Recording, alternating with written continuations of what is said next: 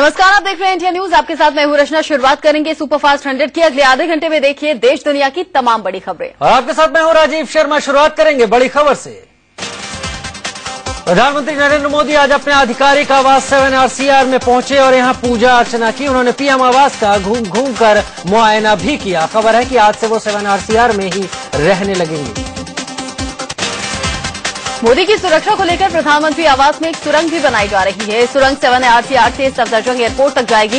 इस सुरंग का मकसद पीएम की सुरक्षा करना और उन्हें भीड़भाड़ से बचाना है। एनिमेशन के जरिए हम बता रहे हैं कि सुरंग कैसी होगी। 7RCR से मोदी की कार निकलेगी और 1.5 किलोमीटर लंबी इस सुरंग से होते हुए सफदरजंग एयरपोर्ट तक पहुंचेगी। 2 महीने के अंदर इस सुरंग को बना लेने की खबर है। ये सुरंग कमाल अतातुर्क रोड और गोल्फ कोर्स और सफदरजंग अस्पताल होते हुए सफदरजंग हेलीकॉप्टर हैंगर पर जाकर खत्म होगी। CPWD ने 2010 में सुरंग का काम शुरू कर दिया था, लेकिन अब इसका दिल्ली मेट्रो को जिम्मा सौंपा गया है। प्रधानमंत्री नरेंद्र मोदी ने ट्वीट कर कहा है कि उनकी जिंदगी को सिलेबस का हिस्सा नहीं बनाना चाहिए। उन्होंने लिखा कि कुछ राज्य उनके संघर्ष को स्कूल सिलेबस में रखना चाहते हैं, लेकिन किसी जीवित इंसान की जीवनी सिलेबस में नहीं डालनी चाहिए। पीएम नरेंद्र मोदी ने ट्वीट कर यह भी कहा कि आज भारत जैसा है उसे बनाने में कई महान लोगों का अहम योगदान रहा है और इतिहास ऐसे लोगों से भरा पड़ा है। युवा पीढ़ी को ऐसे महान लोगों के बारे में पढ़ना चाहिए और अनुसरण करना चाहिए। दरअसल राजस्थान, मध्य प्रदेश और गुजरात की सरकार ने ऐलान किया था कि मोदी की जीवनी को सिलेबस में डालेंगे ताकि स्कूली बच्चों को मोदी के संघर्ष के बारे में पता चल सके, लेकिन इस पर मोदी ने अब ऐतराज जता दिया है। कांग्रेस ने यह भी कहा कि जीवित इंसानों की जीवनी स्कूली सिलेबस में शामिल नहीं की जानी चाहिए। कांग्रेस प्रवक्ता मीम अफजल ने कहा कि इस बाबत प्रधानमंत्री नरेंद्र मोदी ने सही कदम उठाया है। कुछ सरकार जैसे मध्य प्रदेश की सरकार के बारे में आया, मेरे ख्याल है कि मान न मान मैं तेरा मेहमान आगे बढ़ करके जो रवैया अख्तियार कर रहे हैं, जिसको शायद नरेंद्र मोदी जी ने भी ठीक नहीं समझा है। आज खनिज और इस्पात मंत्री नरेंद्र सिंह तोमर प्रधानमंत्री नरेंद्र मोदी से मिलने वाले हैं। मुलाकात दोपहर 12:30 बजे होगी। खबर है कि मोदी ने मंत्रियों से जो 100 दिनों का एजेंडा पूछा है, उसी बाबत ये मुलाकात हो रही है। आज प्रधानमंत्री नरेंद्र सिंह तोमर प्रधानमंत्री नरेंद्र मोदी से मिलने वाले हैं। मुलाकात दोपहर 12:30 बजे होगी। खबर है कि मोदी ने मंत्रियों से जो 100 दिनों का एजेंडा पूछा है, उसी बाबत ये मुलाकात हो रही है। आज प्रधानमंत्री नरेंद्र मोदी से टीडीपी के अध्यक्ष चंद्रबाबू नायडू भी मुलाकात करेंगे। मुलाकात शाम 4:30 बजे होनी है। बताया जा रहा है कि कैबिनेट विस्तार को लेकर दोनों में चर्चा हो सकती है। मोदी से मिलने से पहले टीडीपी अध्यक्ष चंद्रबाबू नायडू ने दिल्ली में वित्त मंत्री अरुण जेटली से मुलाकात की। उन्होंने अरुण जेटली को गुलदस्ता भेंट किया। दोनों के बीच कुछ देर तक ये मुलाकात चली। इंडिया न्यूज को मिली एक्सक्लूसिव जानकारी के मुताबिक नरेंद्र मोदी मंत्रिमंडल का विस्तार 15 जून के बाद और बजट सत्र से पहले हो सकता है। इस विस्तार में कुल 25 नए मंत्री शामिल किए जा सकते हैं, जिनमें राज्य मंत्री भी शामिल होंगे। मंत्रिमंडल विस्तार में टीडीपी और शिवसेना के 2 राज्य मंत्री हो सकते हैं। शिवसेना से अडसूल आनंदराव विठोबा और चंद्रकांत भाऊराव खैरे मंत्री बनाए जा सकते हैं। वहीं अपने विभाग से नाखुश अनंत गीते का मंत्रालय भी बदला जा सकता है। जिन राज्यों को प्रतिनिधित्व नहीं मिला है, वहां से मंत्री बनाए जाएंगे। हिमाचल से अनुराग ठाकुर को मंत्री बनाया जा सकता है, जबकि उत्तराखंड से BC खंडूरी या भगत सिंह कोश्यारी को जगह दी जा सकती है। अभी तक हिमाचल और उत्तराखंड से कोई मंत्री नहीं है। अपने दल के अनुप्रिया पटेल को भी जगह मिल सकती है। वहीं बीजेपी प्रवक्ता मुख्तार अब्बास नकवी के तौर पर दूसरा मुस्लिम चेहरा भी मंत्रिमंडल में शामिल किया जा सकता है। बिहार से भी एक मंत्री बनाया जा सकता है। गुजरात के ऊर्जा मंत्री सौरभ पटेल को भी मंत्रिमंडल में जगह मिलने की चर्चा है। 16वीं लोकसभा का पहला सत्र 4 जून से शुरू होगा। प्रधानमंत्री नरेंद्र मोदी की अगुवाई में कल हुई कैबिनेट बैठक में फैसला लिया गया। संसद सत्र 12 जून तक चलेगा, जिसमें शुरू के 2 दिन नए सांसदों को शपथ दिलाई जाएगी। कैबिनेट की बैठक में तय हुआ कि 6 जून को स्पीकर का चुनाव होगा और फिर 9 जून को राष्ट्रपति प्रणब मुखर्जी का संयुक्त भाषण होगा, जिस पर 10 और 11 जून को चर्चा होगी। प्रधानमंत्री का पद संभालने के बाद पहली बार नरेंद्र मोदी देश को संबोधित करने की तैयारी में भी हैं। सूत्रों से खबर है कि वो अगले 2 दिन के अंदर देश के नाम संबोधन करेंगे।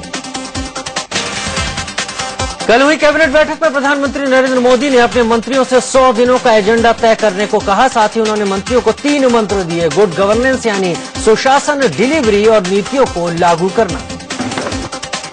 उन्होंने कहा गवर्नेंस डिलीवरी इज इम्पोर्टेंट। और तीसरा विषय उन्होंने कहा उसके साथ ही साथ इम्प्लीमेंटेशन। कैबिनेट की बैठक में नरेंद्र मोदी अपना 10 सूत्री एजेंडा रखा उन्होंने, जिसमें जनता की उम्मीदें पूरी करना उनकी पहली प्राथमिकता होगी। एजेंडे में शिक्षा, स्वास्थ्य, बिजली, पानी की व्यवस्था पर खास जोर देना और अर्थव्यवस्था से जुड़ी चुनौतियों से निपटना भी शामिल है। बुनियादी ढांचे को सुधारना और निवेश को बढ़ावा देना मोदी के एजेंडे में है। इसके अलावा पारदर्शिता को बढ़ाने के लिए सरकार ई ऑक्शन करवाएगी।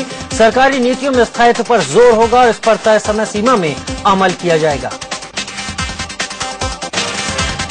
मोदी के एजेंडे में नौकरशाही का मनोबल बढ़ाना भी है, ताकि नतीजों से डरे बिना अफसर काम कर सके। नए विचारों का स्वागत करने और काम करने की छूट देने की बात मोदी ने कही। साथ ही मंत्रालयों के बीच आपसी समन्वय बढ़ाने पर भी जोर रहेगा। मोदी ने सभी कैबिनेट मंत्रियों से कहा कि वो अपने अपने राज्य मंत्रियों को काम का बंटवारा भी कर दें। मोदी ने मंत्रियों से कहा कि राज्य सरकारों से आने वाली चिट्ठियों और सांसदों के साथ साथ आम लोगों के पत्रों को भी गंभीरता से लिया जाए। कल कैबिनेट बैठक में कई मंत्री बगैर लाल बत्ती वाली गाड़ी से पहुंचे। इसमें वित्त मंत्री अरुण जेटली, संसदीय कार्य मंत्री वेंकैया नायडू, मानव संसाधन विकास मंत्री स्मृति ईरानी, परिवहन मंत्री नितिन गडकरी शामिल थे। उधर कल चीन के प्रधानमंत्री ली क्विंग ने नरेंद्र मोदी को फोन किया और पीएम बनने पर बधाई दी। मोदी के शपथ ग्रहण के बाद किसी भी विदेशी राष्ट्राध्यक्ष का ये पहला फोन था। चीन के प्रधानमंत्री और नरेंद्र मोदी के बीच विदेश नीति को लेकर बातचीत हुई। मोदी ने चीनी पीएम से कहा कि वो चीन के साथ सामरिक और कारोबारी संबंध बढ़ाने पर जोर देंगे। मोदी और चीन के पीएम में हुई बातचीत के बाद फौरन यह खबर भी आ गई कि चीन के विदेश मंत्री वांग यी 8 जून को भारत आएंगे। चीनी विदेश मंत्री यहां प्रधानमंत्री नरेंद्र मोदी और विदेश मंत्री सुषमा स्वराज से मुलाकात करेंगे। मोदी सरकार की अल्पसंख्यक मामलों के मंत्री नजमा हेपतुल्ला के एक बयान पर सियासी हंगामा मच गया है। नजमा ने कहा कि देश का मुसलमान पिछड़ा जरूर है, लेकिन अल्पसंख्यक नहीं है। नजमा ने कहा था कि सिर्फ मुस्लिमों के हित की बात क्यों, ये मुस्लिम कल्याण मंत्रालय नहीं है बल्कि अल्पसंख्यक कल्याण मंत्रालय है। मुस्लिम अल्पसंख्यक नहीं है। तथ्य यह है कि अल्पसंख्यक तो पारसी हैं जिनकी आबादी लगातार कम हो रही है, उन्हें मदद की दरकार है। बवाल मचने के बाद अल्पसंख्यक मामलों की मंत्री नजमा हेपतुल्ला ने सफाई दी। उन्होंने कहा कि उनके कहने का ये मतलब था कि अल्पसंख्यकों में पारसी अल्पसंख्यक हैं और मुसलमान बहुसंख्यक। पारसी अल्पसंख्यक हैं। विद इन द अल्पसंख्यक में 6 अल्पसंख्यक नियुक्त हुए हैं अलग अलग समुदाय के। उसमें मुसलमान सबसे ज्यादा मेजर है। भले नजमा हेपतुल्ला सफाई दे रही हो, लेकिन कांग्रेस ने उन पर निशाना साधा है। कांग्रेस प्रवक्ता राशिद अलवी ने कहा कि अल्पसंख्यक मामलों की मंत्री को अल्पसंख्यक का मतलब ही नहीं पता है। नजमा हेपतुल्ला जी माइनॉरिटीज लफ्ज के ठीक माने नहीं जानती हैं। अगर वो ये समझती हैं कि मुसलमान माइनॉरिटी में नहीं आता तो उन्हें चाहिए प्रधानमंत्री से बात करें और मुसलमानों को माइनॉरिटी में से निकाल दें। शिया मुस्लिम धर्मगुरु मौलाना कल्बे जवाद ने प्रधानमंत्री नरेंद्र मोदी की जमकर तारीफ की है। उन्होंने कहा कि जब मोदी हैं तो फिर मुसलमानों को किसी बात का डर नहीं है। मोदी जी जो है वो अपने बात के धनी है। मर्द की बात जो होती है वो एक हुआ करती है और इत्तेफाक से उनके नाम में भी नर लगा हुआ है। मर्द की जबान एक होती है, तो इसीलिए हमने नारा दिया है कि जब मोदी नर है तो हमें किस बात का डर है। मोदी की तारीफ करने के बाद शिया धर्मगुरु कल्बे जवाद ने मांगों की लिस्ट भी थमा दी। उन्होंने मोदी से मांग की कि मुसलमानों को मिलने वाले पैकेज का 20% हिस्सा शिया जमात को मिले। जो भी मुसलमानों को पैकेज मिले उसमें से 20% जो मुसलमानों को जो मिले उसमें से 20% शियों के लिए जो है वो मखसूस होना चाहिए, रिजर्व होना चाहिए, क्योंकि मुसलमानों में 20% शिया है। आजमगढ़ राखी सावंत मानव संसाधन मंत्री स्मृति ईरानी के बचाव में आ गई हैं। राखी ने कहा कि ईरानी बहुत टैलेंटेड हैं। राखी ने सिब्बल पर निशाना साधते हुए कहा कि विदेश में पढ़ाई कर उन्होंने कौन से झंडे गाड़ दिए। वहीं राखी सावंत ने इंडिया न्यूज से कहा कि वो चाहती है कि प्रधानमंत्री नरेंद्र मोदी उन्हें भी स्मृति की तरह अपनी बहन बना लें। अपनी शैक्षणिक योग्यता पर सवाल उठने के बाद मानव संसाधन विकास मंत्री स्मृति ईरानी ने कहा कि उनका ध्यान भटकाने के लिए ये सब मुद्दे उठाए गए हैं। स्मृति ने यह भी कहा कि काम के आधार पर उनका आकलन किया जाए। जो मैं इतना ही कहूंगी कि ये सारा विषय इसलिए शायद बनाया गया है ताकि मेरा ध्यान मेरे काम से दूर हट सके। मैं आप सबसे हाथ जोड़कर निवेदन करती हूं कि मुझे मेरे काम के आधार पर आंकें। स्मृति ईरानी ने यह भी कहा कि पार्टी ने उनकी क्षमता को देखते हुए काम सौंपा है और वो ये काम बेहतर तरीके से कर दिखाएंगी। आज तक मेरे संगठन में जो भी असाइनमेंट पाया वो इसलिए पाया क्योंकि कहीं न कहीं मेरे संगठन ने ये परखा है कि मुझ में इतनी क्षमता है कि मुझे जो काम दिया जाए वो काम मैं पूर्णतः करती हूं। जम्मू कश्मीर को विशेष राज्य का दर्जा देने वाले आर्टिकल 370 पर शिवसेना प्रमुख उद्धव ठाकरे ने कड़ा बयान दिया है। उन्होंने कहा कि अनुच्छेद 370 पर चर्चा करने की कोई जरूरत नहीं है, अब कड़े कदम उठाने का वक्त आ गया है। अनुच्छेद 370 पर बवाल तब शुरू हुआ जब पीएमओ राज्य मंत्री जितेंद्र सिंह ने कहा कि सरकार 370 पर खुली चर्चा को तैयार है। इस पर जम्मू कश्मीर के सीएम उमर अब्दुल्ला भड़क उठे थे और कहा था कि 370 हटाने की सोची तो जम्मू कश्मीर भारत का हिस्सा नहीं रहेगा।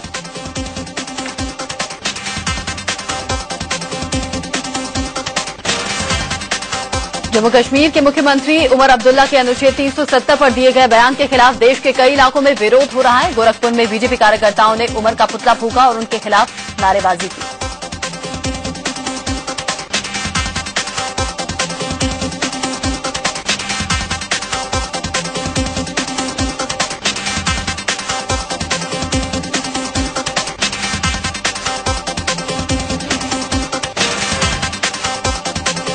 केरल के वरिष्ठ कांग्रेसी नेता टीएच मुस्तफा ने राहुल गांधी को पद से बेदखल तक करने की मांग की है। उन्होंने कहा कि राहुल के चलते हम चुनाव हारे और अगर वो कांग्रेस उपाध्यक्ष पद से इस्तीफा नहीं देते तो उन्हें जबरन हटा देना चाहिए। कांग्रेस नेता मुस्तफा ने यह भी कहा था कि कांग्रेस की कमान अब प्रियंका गांधी के हाथों में सौंप देनी चाहिए और उन्हें ही कांग्रेस अध्यक्ष बना देना चाहिए। उन्होंने कहा था कि राहुल का व्यवहार जोकरों जैसा है और उनकी अगुवाई में पार्टी का भला नहीं होने वाला।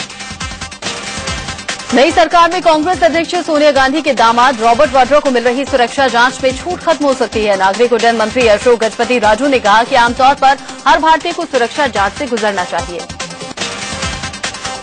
दरअसल रॉबर्ट वाड्रा को भारतीय एयरपोर्ट्स पर सुरक्षा जांच से छूट मिली हुई है। ऐसी छूट सिर्फ वीवीआईपी को मिलती है और उनकी लिस्ट एयरपोर्ट पर लगी रहती है। रॉबर्ट वाड्रा का नाम भी इस लिस्ट के आखिर में है। नरेंद्र मोदी के खास सिपह सलार और बीजेपी यूपी के प्रभारी अमित शाह वडोदरा से लोकसभा चुनाव लड़ सकते हैं। कल ही मोदी ने वडोदरा सीट की सांसदी से इस्तीफा दिया है, जिसके बाद अमित शाह का नाम सबसे आगे आ रहा है। आम आदमी पार्टी के संयोजक अरविंद केजरीवाल ने कहा है कि वो पब्लिक से माफी मांगेंगे। कल दिल्ली में पार्टी कार्यकर्ताओं के साथ हुई बैठक में केजरीवाल ने माना कि दिल्ली की सत्ता छोड़ना गलती रही और इसके लिए वो माफी मांगेंगे। आम आदमी पार्टी अब घर घर जाकर लोगों को समझाएगी और गलतियां मानते हुए माफ करने के लिए कहेगी। केजरीवाल खुद भी हर विधानसभा क्षेत्र में जाएंगे और कार्यकर्ताओं से मिलेंगे और उनका मनोबल बढ़ाएंगे।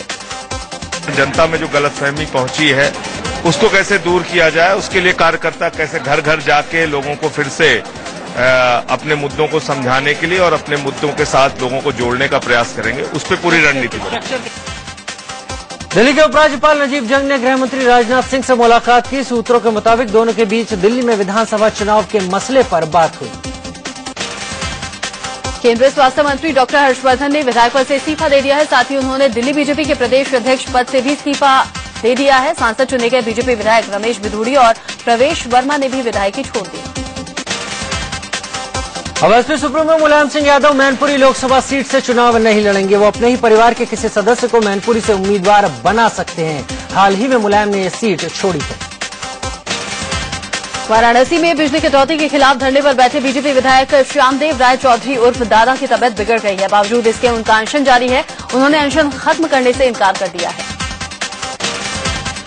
यूपी में बीजेपी ने बिजली कटौती के खिलाफ पूरे प्रदेश में हल्ला बोल दिया है। गुरुवार को लखनऊ में प्रदेश अध्यक्ष लक्ष्मीकांत वाजपेयी की अगुवाई में सैकड़ों कार्यकर्ताओं ने बिजली मुख्यालय के सामने प्रदर्शन किया। करारी हार से बौखलाई समाजवादी पार्टी पर बदले की भावना से प्रदेश में बिजली कटौती का आरोप लग रहा है, जिसके बाद खुद मुख्यमंत्री अखिलेश यादव को सफाई देने आना पड़ा।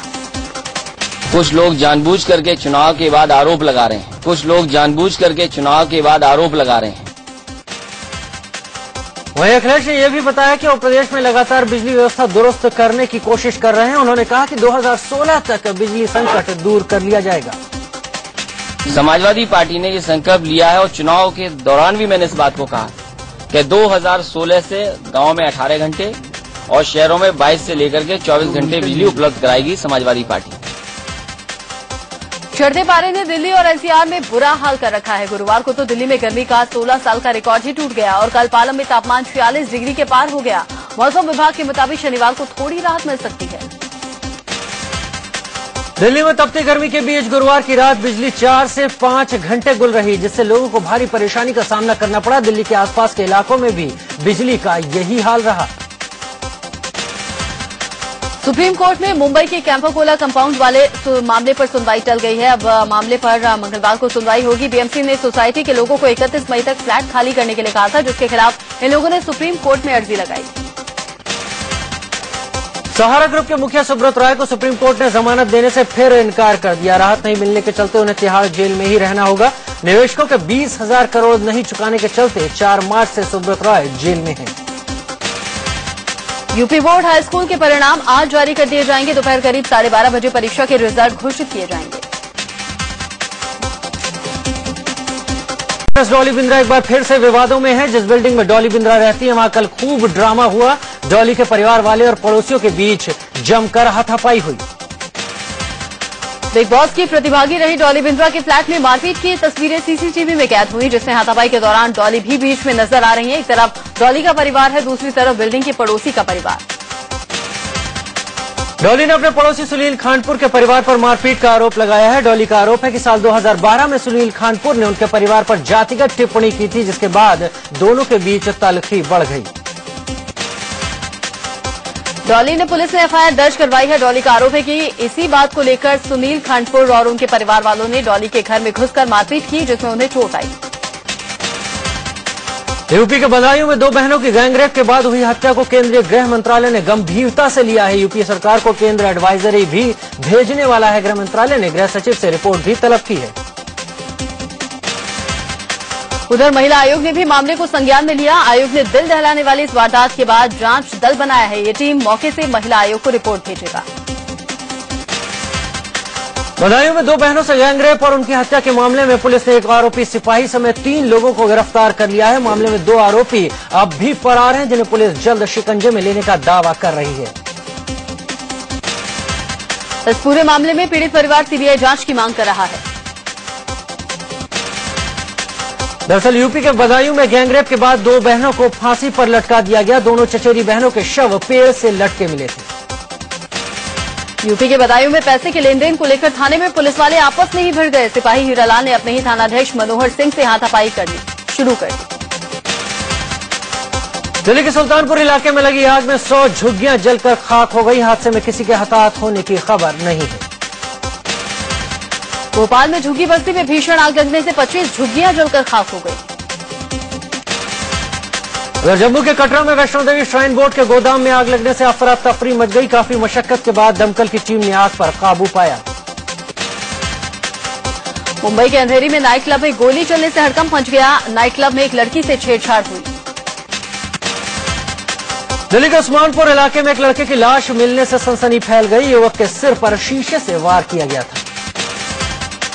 दिल्ली से सटे गाजियाबाद में बदमाशों ने लूटपाट की वारदात के बाद एक महिला को मौत के घाट उतार दिया। कानपुर रेलवे पुलिस ने सेना के एक जवान को महिलाओं के साथ छेड़छाड़ करने के आरोप में गिरफ्तार किया है।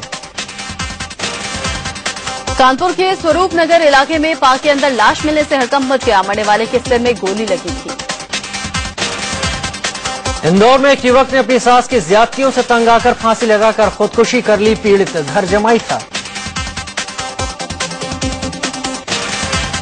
महाराष्ट्र के जलगांव में एक टीटी ने एक महिला को चलती ट्रेन से फेंक दिया, जिससे महिला की मौत हो गई। बिहार के बगहा में छेड़खानी से तंग आकर स्कूल की लड़कियों ने एक मजनू की चप्पलों से पिटाई कर दी। स्कूल के पास कई लड़के कमेंट करते थे। इससे नाराज लड़कियों ने एकजुट होकर मजनू को सबक सिखा दिया। जाको राखे साइयां मार सके न कोई, ये बात सच साबित हुई खंडवा के पटाजन गांव में, जहां जमीन के अंदर दबी हुई एक नवजात बच्ची को बचा लिया गया। इंडिया न्यूज पर आप बाबा बर्फानी के पहले दर्शन करिए। अमरनाथ की पावन गुफा में बाबा बर्फानी फिर अवतरित हुए हैं। आगरा को फेसबुक के जरिए साफ सुथरा बनाया जा रहा है। इस काम को इंडिया राइजिंग नाम की संस्था अंजाम दे रही है। मध्य प्रदेश के रीवा में ईमानदारी की अनोखी मिसाल सामने आई। एक किसान ने खेत से मिले चांदी के प्राचीन सिक्के पुलिस को सौंप दिए। सिक्के 18वीं शताब्दी के बताए जा रहे थे।